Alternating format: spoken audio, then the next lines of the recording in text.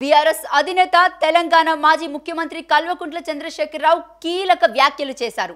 తాను కొడితే మామూలుగా కొట్టను, గట్టిగా కొట్టడం తన అలవాటన్నారు.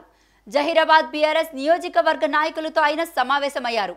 ఈ సందర్భంగా ఆయన మాట్లాడుతూ కాంగ్రెస్ ఏడాది పాలనలో ప్రజలు సంతోషంగా లేరన్నారు. గంభీరంగా మౌనంగా ఈ ప్రభుత్వాన్ని చూస్తున్నారన్నారు. తెలంగాణ శక్తి ఏంటో కాంగ్రెస్ వాళ్ళకు చూపించి మెడలు వంచుదామన్నారు. కాంగ్రెస్ వాళ్ళను ప్రజలు కొట్టేటట్టు ఉన్నారన్నారు. నిన్న కాంగ్రెస్ వాళ్ళు పోలింగ్ పెడితే మనకి ఎక్కువ ఓటింగ్ వచ్చిందన్నారు. తాను చెప్పినా ప్రజలు వినలేదని అత్యాశకు పోయి కాంగ్రెస్ కు ఓటేశారన్నారు. రైతు బంధుకు రామ్ రామ్, దళిత బంధుకు జై భీమ్ చెబుతారని తాను ఎన్నికల సమయంలోనే చెప్పానని గుర్తు చేశారు. తులం బంగారానికి ఆశపడి కాంగ్రెస్ కు ఓటేశారన్నారు. రాబోయే రోజుల్లో విజయం మనదేనన్నారు. మన విజయం తెలంగాణ ప్రజల విజయం కావాలన్నారు. ప్రత్యక్ష పోరాటాలకు బీఆర్ఎస్ శ్రేణులు సిద్ధం కావాలని పిలుపునిచ్చారు.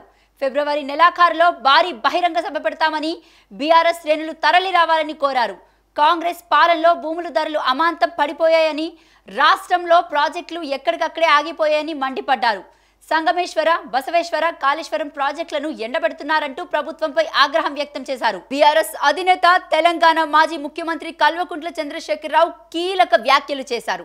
తాను కొడితే మామూలుగా కొట్టను, గట్టిగా కొట్టడం తన అలవాటన్నారు. జహీరాబాద్ బీఆర్ఎస్ నియోజకవర్గ నాయకులతో ఆయన సమావేశమయ్యారు.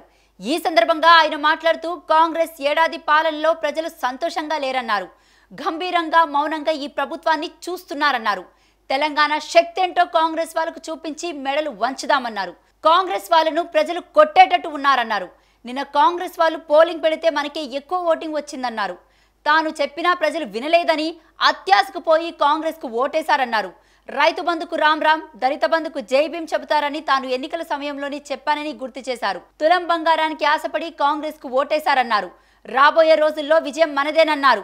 మన విజయం తెలంగాణ ప్రజల విజయం కావాలన్నారు. ప్రత్యక్ష పోరాటాలకు బీఆర్ఎస్ శ్రేణులు సిద్ధం కావాలని పిలుపునిచ్చారు. ఫిబ్రవరి నెలాఖరులో భారీ బహిరంగ సభ పెడతామని బీఆర్ఎస్ శ్రేణులు తరలి రావాలని కోరారు. కాంగ్రెస్ పాలనలో భూముల ధరలు అమాంతం పడిపోయాయని, రాష్ట్రంలో ప్రాజెక్టులు ఎక్కడికక్కడే ఆగిపోయాయని మండిపడ్డారు.